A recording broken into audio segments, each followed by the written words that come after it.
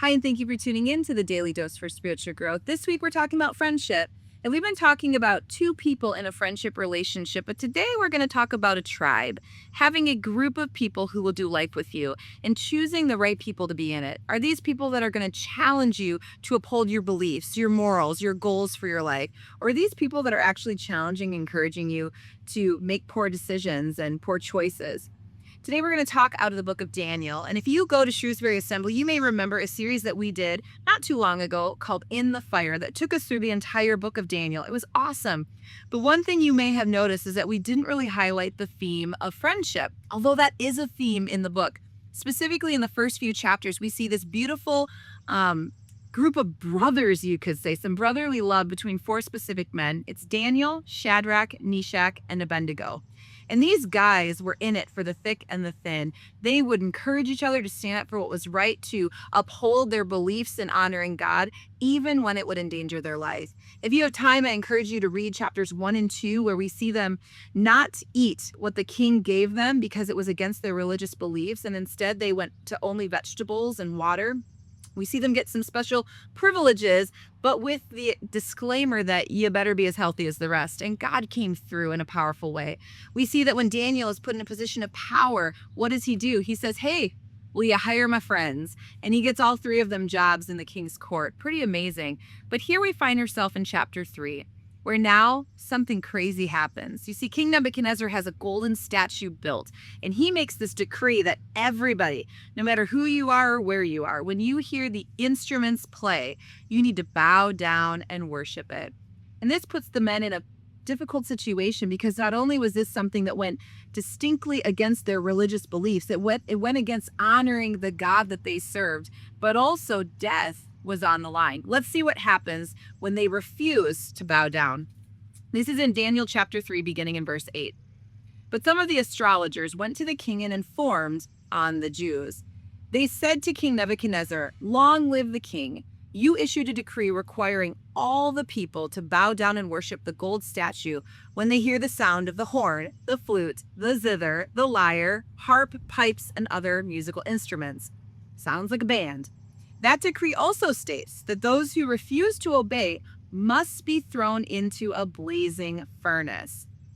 But there are some Jews, Shadrach, Meshach, and Abednego, whom you have put in charge of the province of Babylon. They pay no attention to you, O Majesty. They refuse to serve your gods and do not worship the gold statue that you have set up. They were tattling. Let's see what happens. Then Nebuchadnezzar flew into a rage, and he ordered that Shadrach, Meshach, and Abednego be brought before him. When they were brought in, Nebuchadnezzar said to them, "Is it true, Shadrach, Meshach, and Abednego, that you refuse to serve my gods or to worship the gold statue I have set up? I will give you one more chance to bow down and worship the statue I have made when you hear the sound of the musical instruments. But if you refuse, you will be thrown immediately into the burning furnace. And then what God will be able to rescue you from my power?" Shadrach, Meshach, and Abednego replied, "O Nebuchadnezzar, we do not need to defend ourselves before you." They were bold. "If we are thrown into the blazing furnace, the God whom we serve is able to save us. He will rescue us from your power, your majesty. But even if he doesn't, we want to make it clear to you, your majesty, that we will never serve your gods or worship the gold statue you have set up." This is a crazy story in and of itself. Read the rest, see what happens. But what I want to point out here on the topic of friendship is the power that they had when they were like-minded. You see, if one of these men had been standing before the king that day, who knows if their decision would be different. With the fear of being alone and not knowing what to do, they might have caved on their morals. They might have given in on their beliefs. But in unison and unity and power, they stood strong. It is so important to have people around us who are going to lift us up and encourage us to do what's right. If you are a person of faith, it is important to have like-minded people who believe what you believe, who have a relationship with God that they are pursuing, that are going to challenge you to live for God in a world that doesn't. What type of tribe, what group of friends do you have? Are they challenging you in your faith? Are they encouraging you to live upright and moral? If you're a married person, are they encouraging you to stay faithful to your spouse, to honor them and how you speak about them?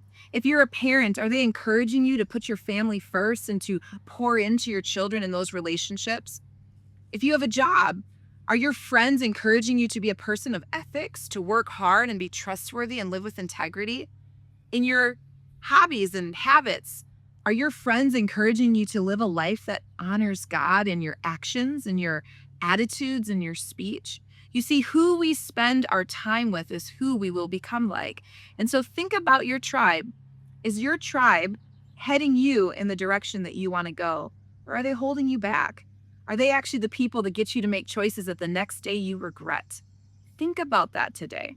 Talk to God about that. If you find yourself in a season, and I've been there too, where you look around at the friends you have and you say, oh, these are not the right people, pray about it. Ask God to give you wisdom. Ask God to provide to you new friendships. If you're not already, I encourage you to get involved in a local body of believers in a church where you can find a community of believers that are going to challenge and encourage you. You see, I have friends in every avenue of life, but the friends that I consider closest are my church family friends because they're people that have the same commitment to Christ that I have. That I know that when I'm with them, they're going to be spurring me on in the faith, not putting roadblocks in the way of my faith. Think about that today. Take some time to kind of do an inventory of your friendships and consider if these are the people that you want to keep going forward with. Hey, I want to thank you so much for tuning in today, and I hope to see you again tomorrow for another daily dose for spiritual growth.